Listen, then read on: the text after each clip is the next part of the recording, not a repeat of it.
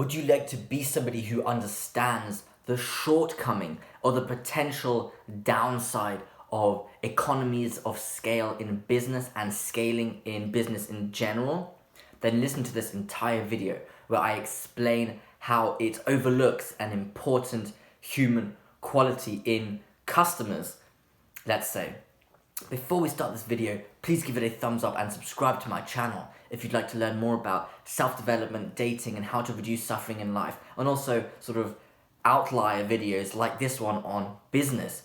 Let's get into it. Now, there's a common theme in business called economies of scale, where a company can create an increase in its revenues at a faster pace than an increase in its costs and expenses, and therefore it increases its profit margin.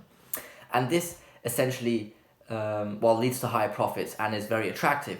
And in order for this to occur in a business, the firm needs to grow in terms of its size. It needs to have a higher number of clients which it can sell its products to, and hence increase its revenue, because the increase in revenue stems from selling to more clients, a higher number.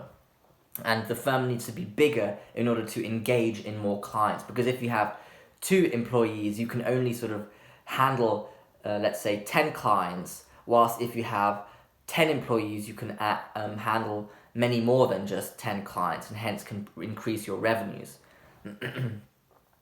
For example, we could take like a bakery. If a bakery can sell bread to more buyers, it increases revenues, and of course it will need to bake more bread, which costs, so the bakery needs to buy an extra machine to feed 5,000 more customers, so the revenue here grows faster than just the cost of one new machine, because the 5,000 new customers bring in so much more revenue at a higher rate than just the rate of the increase in costs from that new machine. And the goal of scaling is often the dream of any startup, of any small business, because it means more profits and hence success. And there is a caveat in this perspective of economies of scale, I believe, because it reduces the client of a company to simply a number, which is often the case for business in general, but this perspective especially for scaling. The economy or economies of scale simply judges the clients of a firm in binary terms. It is simply either they are buying my product or they are not. And humans are far too complex to box in binary terms. The scaling overlooks the client's ability to produce value to the firm beyond simply buying the product, and it only thinks the firm can receive value from the clients if it's selling to the clients and selling to as many clients as possible, and not in the quality of the engagement with the client. And if companies would treat their clients like human beings with infinite potential, which they have, perhaps the need to scale would actually decrease, because there would be other channels of value creation which would benefit the firm than simply selling more products. And maybe if firms focused on their customer relations more as a priority above scaling, I hypothesize that some very profitable benefits may arise. Of course, you would need to engage with your clients in a special way, because simply doing maybe traditional customer relations might not be enough. It probably isn't enough, because I think to a degree it's not really taken seriously enough by a lot of companies. But if you think about how to engage properly with a customer, in that they're grateful for you, and you engage them as if you engage in them as if they are beings with infinite potential, then I think that's a game changer. So to argue this perspective a bit more, humans are complex beyond our comprehension.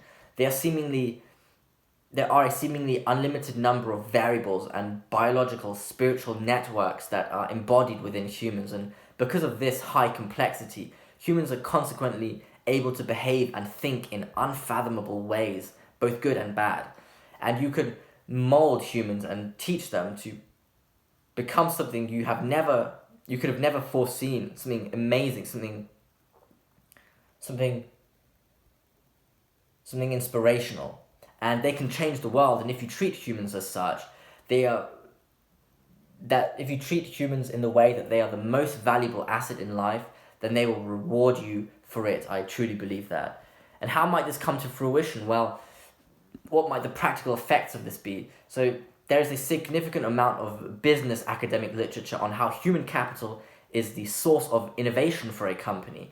And for example, they can create new customer relations, new products, for example. And this is because humans are the source of unlimited creation. They can create an unlimited amount of things. And if you treat your customers as such, they can create or offer you new business connections and buy more of your products and deliver value to you in a way that you could not have expected or is not really predicted by typical traditional business teachings. And of course, realistically speaking, you cannot scale as a priority and treat customers as an end in themselves at the same time, because your time is limited. You need to sort of balance them both, or like choose one of them over the other. Yes, so in conclusion, the economies of scale does not treat humans as what they really are, which is the creation of an unlimited amount of, or unlimited potential amount of value. They simply, the economies of scale simply treats humans as binary variables, and either that they buy my product or they don't. And of course, you want to sell as many products as possible to as many customers as possible. And that doesn't take into account that a single customer in itself can create more value than, let's say, 10 customers at once. If you just want to sell to the customers, these 10 customers, but if you treat this one customer as somebody, or if it's just one person or a company or people, a group of people who can create an unfathomable amount of value to you, then they will respect that, they will be grateful for it, and also reward you or reimburse you in an adequate way to a degree. So I hope you enjoyed this video. Please give it a thumbs up and subscribe to my channel if you'd like to learn more about self-development, dating, and how to reduce suffering in life. Thank you for listening.